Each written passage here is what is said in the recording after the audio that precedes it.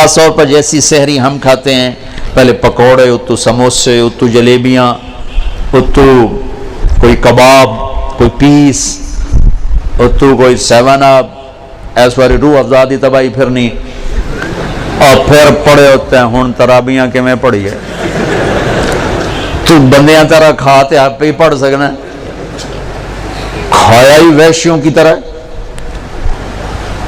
جو افطاری پہ تباہی پھیرتے ہیں. سارے روزے کا مقصد ہی فوت ہو جاتا ہے.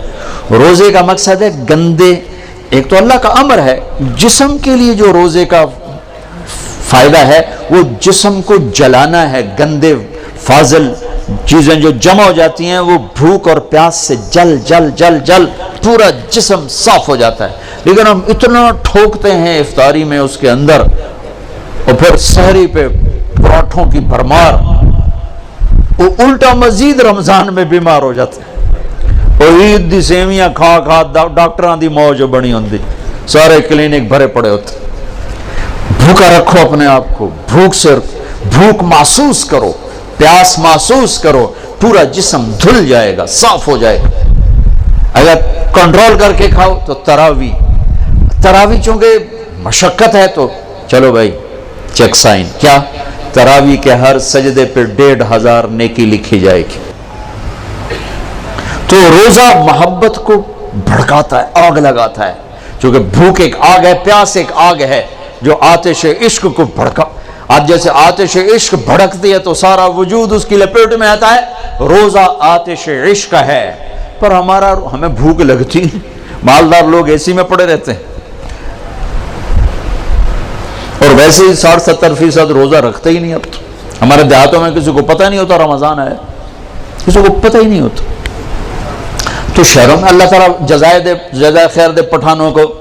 سرحد کے علاقے میں چاہے کوئی کتنا ہی برا انسان ہے، روزہ نہیں چھوڑے، روزہ ضرور رکھے، روزہ نہیں چھوڑتے. اللہ ان کو جزائے خیر. ان کی عورتیں بھی، ان کے مرد روزہ نہیں چھوڑتے. تو اللہ نے اس میں اعتکاف رکھا، 1 دن کا اعتکاف. 10 سال کی بے ریا عبادت سے افضل 1 دن کا اعتکاف. 3 خندق جہنم سے دوری. پر جو اعتکاف میں بیٹھے علماء سے پوچھیں ضرور، میں نے اعتکاف والوں میں سے 80% کا اعتکاف ٹوٹتے ہی دیکھا ہے. ایویں خیمے لا کے بیٹھ جاندے ہیں، پوچھتے ہے کوئی نہیں. پوچھ کے بیٹھنا جو بیٹھے. پھر ایک اللہ نے رکھا مالدار پر کہ غریبوں کی عید اچھی ہو جائے، ان کو فطر ادا کرو، صدقہ فطر ادا کرو. یہ کیا ہے؟ یہ غریب کی روٹی اچھی ہو جائے عید کے دن، اس کے بچے بھی خوش ہو جائیں.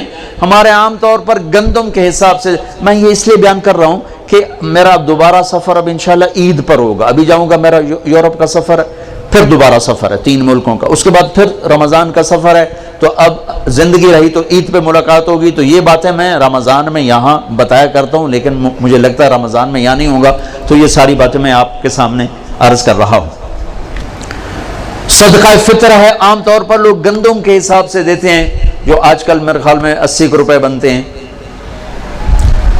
میں آپ کو اپنے نبی کا طریقہ بتاتا ہوں، اس پہ دو تو آپ کو اجر ملے گا. ہمارے نبی دیتے تھے صدقہ فطر کشمش کا اور کھجور کا. اور کشمش وہ ہے 3 کلو پوری، اور کھجور آدھی ہے 2 کلو گندم، اور کشمش ہے 3 کلو. تو 300 روپے تقریباً کلو ہے کشمش، جو اچھی ہوتی. ایک آدمی کا صدقہ فطر 1000 کے قریب بن جاتا. یا کھجور کے حساب سے دو تو کم از کم ایک آدمی کا صدقہ فطر 300-400 روپے بن جاتا ہے. تو ایک گھر میں 4 افراد ہوں، اگر وہ کشمش کے حساب سے تو 4000 روپے جس گھر میں جائے گا وہ اندر سے دعا نکلے گی. تو اور 4 آدمی 80 کے حساب تو 320 روپے. اس تو شکریہ بھی نہیں آخر. آج ہم راستے میں تھے تو وہ ایک فقیر آ گیا چھوٹے سے قد کا. تو میں نے بیٹے سے کہا کہ تیرے پاس کوئی 500 روپے ہے؟ کہنے لگا نہیں. نکالا 100 روپے. میں کہا پتر 100 روپے نال دعا نہیں نکلنی، 1000 دے دے. میں نے اسے کو 1000 دیا تو اس نے یوں ہاتھ کھڑے کیے. میں کہا ویکھیے یہ 1000 دا لگا ہوا دھکا، یہ ہاتھ 1000 تو بغیر اتنے نہ جا سکتے. تو اصل تو دعا ملے اندر سے، دعائیں کروائی نہیں جاتی، دعائیں لی جاتی ہیں. حضرت ابھی دعا کرو، حضرت ابھی ہاتھ اٹھاؤ، ہمیں حضرت دا دل ہوئے نہ ہوئے ہونے ہاتھ اچھا ہوں تو او دی نہیں سنی ہم نے تیری کی تو سنی. کیونکہ دعا تو اندر کی کیفیت کا نام ہے، الفاظ کا نام دعا نہیں ہے. اور یہ سرحد میں تو پٹھان سر چڑھ جاتے ہیں، دعا کوا دعا کوا، ابھی ہاتھ اٹھاؤ. اور میں نے وہاں دیکھا وہاں رواج ہے، چل ہو گئی دعا. جو اللہ سے مذاق ہے. دعا تو فریاد کو کہتے، فریاد فریاد فریاد کرنا سیکھ لو، تمہاری سب سنے گا. تو صدقہ فطر دو کشمش کے حساب سے تو غریب کی دعا لگے گی. نہیں دل کرتا چلو گندم اور ساتھ کھجور کے حساب سے دے دو. زیادہ ہی دل گھبراتا ہے پیسہ دینے میں، چلو کھجور کے گندم کے حساب سے تو دو، گندم کے حساب سے تو دو. اور یہ اللہ کے راستے میں جا رہے ہیں، دیکھو ساری آسمانی کتابیں رمضان میں اتری. یکم رمضان کو ابراہیم علیہ السلام پہ صحیفے اترے، 2 رمضان کو عیسیٰ علیہ السلام پر، موسیٰ علیہ السلام پر تورات اتری، 6 رمضان کو داؤد علیہ السلام پر زبور اتری، 12 رمضان کو یا 18 کو عیسیٰ علیہ السلام پر انجیل اتری، اور 21 رمضان کو ایک روایت کے مطابق اللہ کے نبی پر قرآن اترا. سارا آسمانی علم رمضان میں آیا ہے، رمضان میں. اور رمضان سے وحی کا سلسلہ شروع ہوا اور دعوت کا سلسلہ شروع ہوا.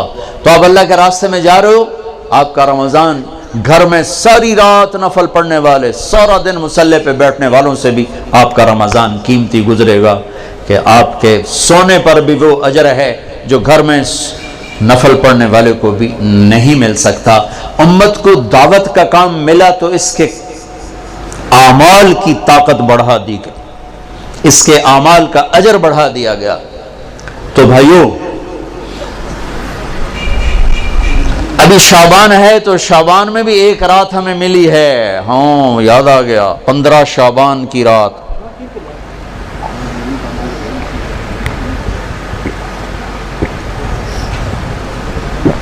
ہمارے نبی شعبان میں روزے بہت رکھتے تھے. ہم عائشہ نے پوچھا آپ اتنے روزے کیوں رکھتے ہیں؟ کہ اس میں ایک رات ہے جس میں عمل اللہ کی بارگاہ میں پیش کیا جاتا ہے. میں چاہتا ہوں جب میرا عمل پیش ہو میں روزے سے ہوں.